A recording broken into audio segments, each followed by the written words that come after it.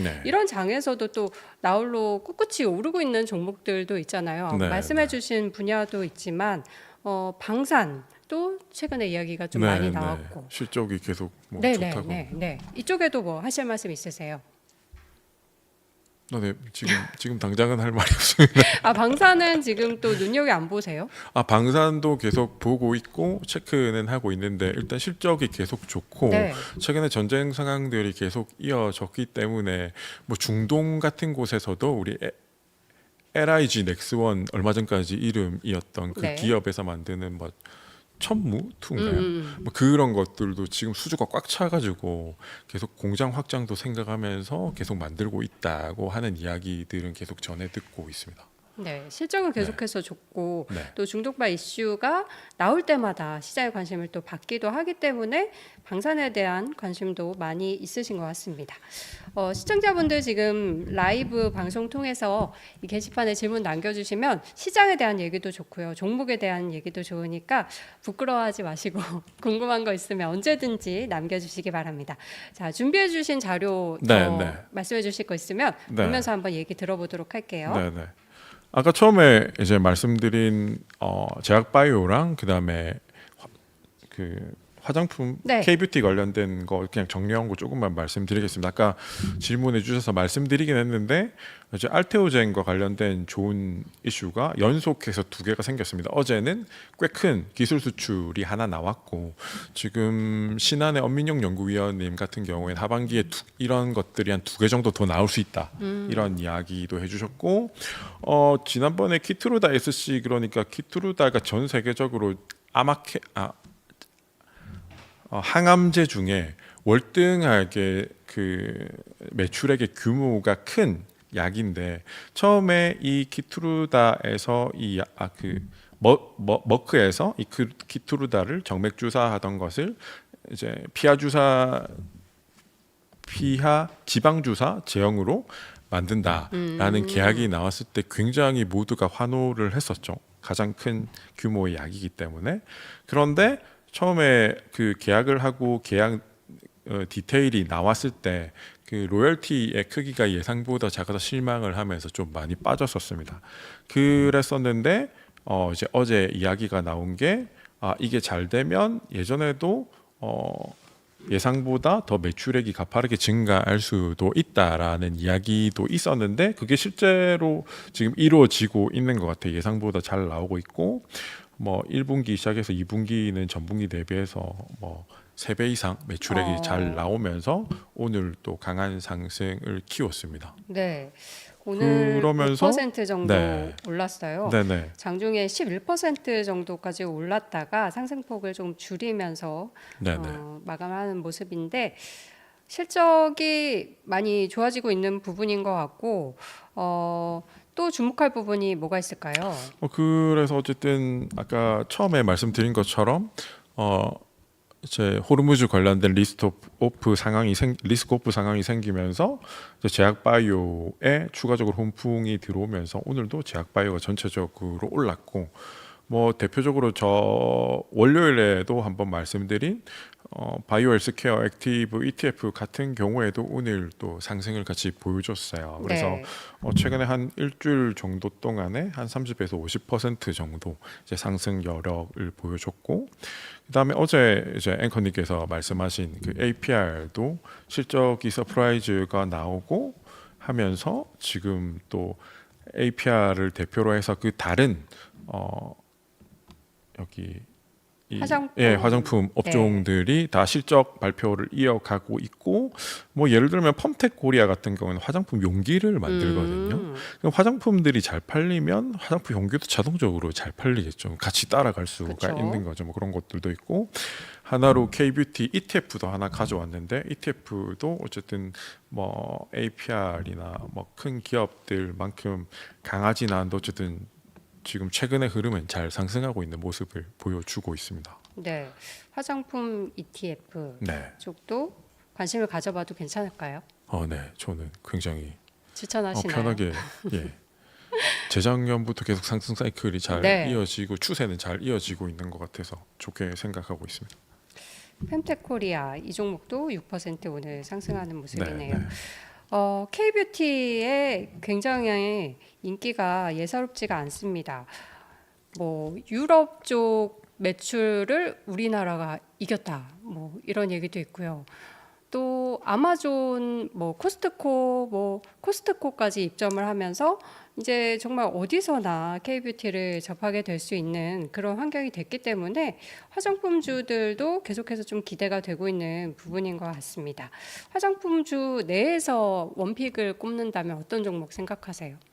화장품 내에서 원픽은 뭐 앵커님 말씀하신 것처럼 지금은 APR이지 않을까 생각을 하고 있고, 네, K뷰티 지금 화장품만 하는 게 아니라 디바이스랑 뭐 건강식품이랑 뭐 그런 것까지 같이 하고, 최근에는 그 AGR이라는 디바이스에 맞는 전용 반도체까지 뭐 개발한다 뭐 이런 아. 이야기까지 나오고 있어서 굉장히 나름대로는 신경을 쓰면서 그 개발을 하고 있는 것 같습니다. 진지하게. 네.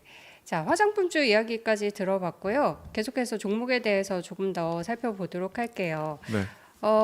또 어떤 분야 한번 이야기를 넘어가 볼까요? 네, 사실 개인적으로 저는 네, 말씀하시죠. 네, 먼저 말씀하시죠. 개인적으로는 LNC 바이오 지난주 화요일 날 잠깐 언급만 했었는데, 원래 오늘 시간이 좀 많았으면 어제 이제 앵커님이 말씀하시는 것처럼 몇 가지 화장품 K뷰티 관련된 뭐 맞아요. 저희 딥한 정리 이야기를 한번 좀 해보기로 했잖아요. 드리고 싶었는데 네. 일단은 그것까지는 만들어 오지 못하고 간단하게 LNC 바이오 이슈가 하나 있어, 유상증자 이슈가 하나 있어서 네. 좀 말씀드리고 넘어가도록 하겠습니다. 일단 작년까지였나? 작년까지 굉장히 전 세계적으로 스킨 부스터라고 하죠. 얼굴에 뭔가의 성분을 이제 주사로 넣어서 이제 피부가 굉장히 좋아지게 한 일조하는 그런 성분을 넣어서 성장한 기업 중에 하나가, 그 여자분들은 아마 거의 아실 거라고 생각해요. 연애에서 추출한 걸 리쥬란이라고 하는 알죠. 거. 네.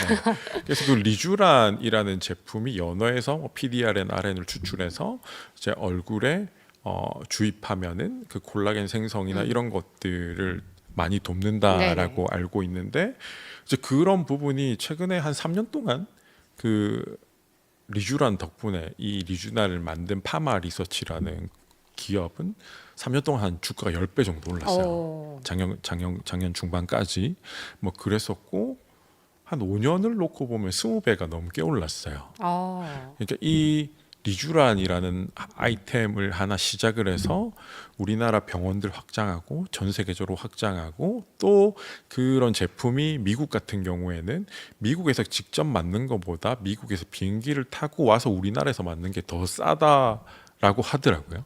그래서 그래요? 실제로 그런 관광과 같이 오면서 리쥬란도 같이 맞고 가는 그런 것들이 굉장히 어느 정도 일상화돼가는 흐름인 것 같아요. 그래서 지금 파마 리서치 같은 경우에는, 그 파마 리서치의 리쥬란 같은 경우에는 전문가들이 이야기하기로는 피부과 성형외과 의사들 유튜브 같은 데 찾아봐도 굉장히 많아요. 이게 3세대 스킨 부스터라고 이야기를 하거든요. 그래서 지금 그 다음 버전인 5세대 스킨 부스터를 이야기하는 게 이 LNC 바이오에서 만드는 리투오입니다. 네.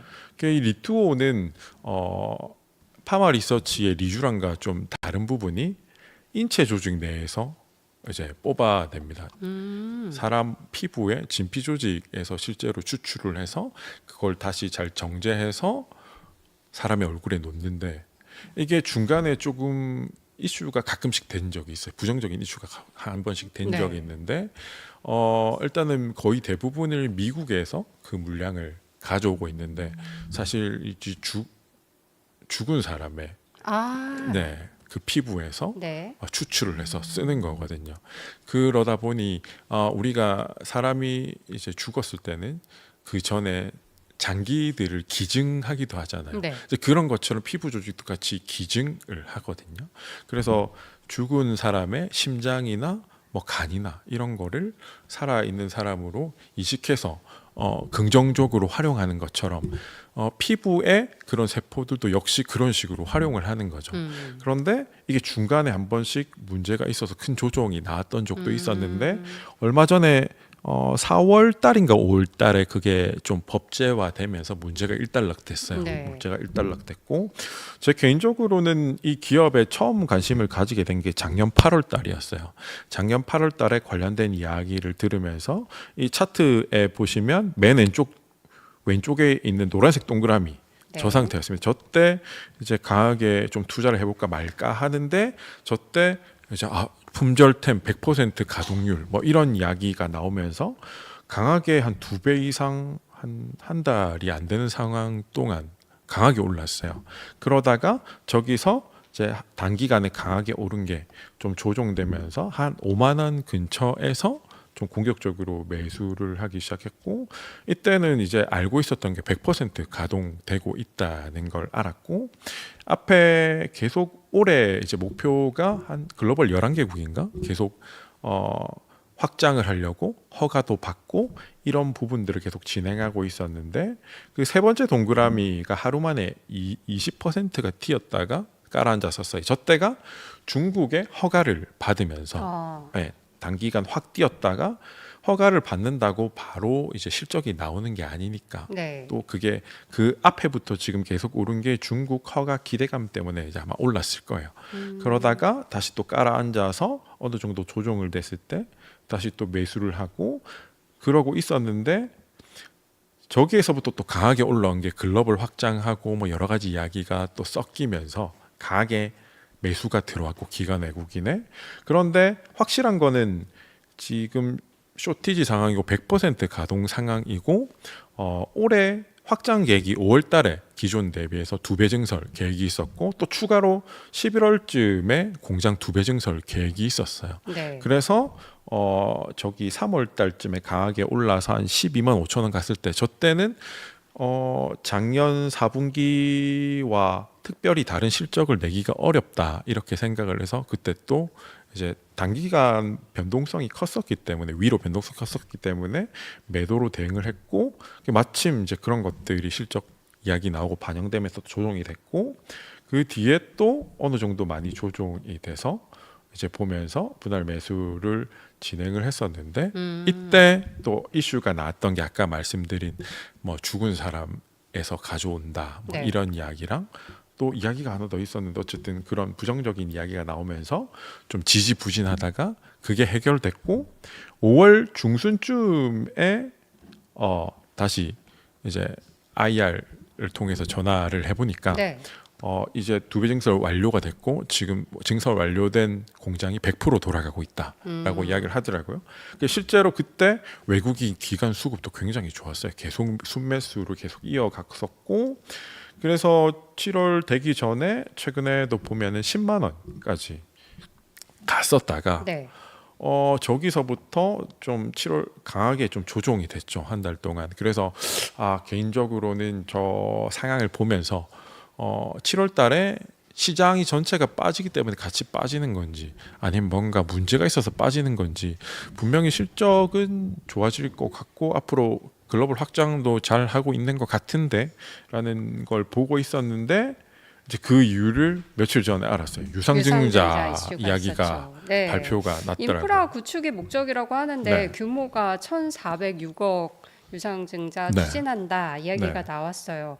사실 그냥 주식으로만 보면은 이건 좀 부담되는 이슈긴 하잖아요. 네. 어떻게 해석할까요? 그러니까 시가총액 대비해서 이제 1,400억이면 10% 정도 네. 가까이 되는 거니까 그 기존의 주주들이 생각했을 때는 굉장히 부담스러울 수 있는 수준인 거죠. 그래서 실제로 주가가 1,400억이나 유상증자를 해야 된다. 공장을 짓는데 11월 달에 아마 그런 식의 이야기가 돌았을 것 같아요. 기관 쪽에는. 그래서 강하게 좀 매도가 이어졌고 근데 실적이나 뭐 그런 쪽에는 지금 당장 문제가 없다면 이 단순히 유상증자 이슈 때문에 강한 조정이 다시 왔으면 이건 굉장히 강한 매수 기회가 될 수 있는 거죠. 그래서 월요일 날 그 유상증자 이야기가 나왔을 때 그때 마이너스 20% 넘게 빠졌다가 다시 마이너스 7%까지인가 반등을 했었거든요. 네. 그러니까 그것 때문에 추가로 더 조정되는 상황은 이제 과매도 구간이니까 또 매수 거꾸로 생각했을 때 매수하기 굉장히 좋은 타이밍이었고 그 다음 날 추가로 24% 오르고 오늘도 한 10% 넘게 상승하는 흐름이 이어지고 지금 역사적으로 실적 발표하는 패턴을 보니까 뭐 그거는 나와봐야 알겠지만 그런 걸로 추론을 했을 때 다음 주가 실적 발표 아마 다음 주에 나올 것 같은 느낌이더라고요. 그래서 실적 발표는 또 잘 나오고 IR을 기업 설명회를 했을 때 네. 추가적인 뭐 흐름에 대한 긍정적인 이야기가 나올 수 있으니까 또 그때까지는 또 상승 추세가 이어질 수도 있지 않을까. 뭐 개인적으로는 그런 가능성들에 대한 생각을 하고 있습니다. 일단 뭐 주주분들을 위해서 네. 1대1 무상증자도 한다고나 합니다. 네, 네. 이런 이슈가 있었는데 오늘 주식 흐름을 봤을 때는 7% 상승을 보여줬고요. 네, 네. 앞서 말씀해 주셨듯이 12만 5천 원까지 올랐다가 조정을 받고 네. 4만 원대에서 지금 6만 2천 원대까지 올라왔단 말이죠. 네, 네. 이런 부분에 있어서는 뭐 보유하신 분들은 좀 더 계속 들고 가는 게 좋을까요? 그래서 개인적으로는 아까 말씀드린 것처럼 일단 유상증자 발표하면서 과매도 구간에 들어섰고 거기서부터 이제 오르기 시작해서 다음 주에 과거의 패턴으로 봤을 때는 다음 주에 실적 발표랑 기업 설명회가 같이 있을 가능성이 있어 보입니다. 그래서 어제 그 기업 설명회 할 때도 뭐 좀 긍정적인 이야기가 나올 가능성이 충분히 있어 보이고 그래서 일단 그때까지는 상승 추세가 이어지지 않을까. 그런데 아까 말씀드린 것처럼 유상증자에서 그 시가총액 대비 10% 정도 되니까 네. 그게 신주가 상장되는 일정이 11월 초거든요. 11월 어. 3일인가 그랬던 것 같은데 어쨌든 또 그때 가까이 되면 10% 정도 되는 물량이 나올 수도 있으니까 네. 또 그때쯤 되면 단기적으로 하방의 압력을 또 받을 수도 있고 뭐 그런 것들 스케줄은 좀 유의하면서 대응을 하시면 좋을 것 같습니다. 네. 그래서 내년 같은 경우에는 지금 LNC 바이오에서는 LNC 바이오 입장에서는 공격적으로 미국 쪽에 확장을 준비하고 있고 미국에서 이 여기서 하는 리토와 유사한 그런 제품들의 가격 대장할 수도 있기 때문에 자신 있어 하는 모습도 보이고 해서 어쨌든 추가로 성장할 수 있는 가능성은 일단 11월 달에 확장하고도 계속 있을 가능성은 있는 것 같은데 어쨌든 분기별로 확인하면서 가면 네. 좋을 것 같습니다. 다음 일정도 한번 확인을 하시면서 대응하시는 게 좋을 것 같고요.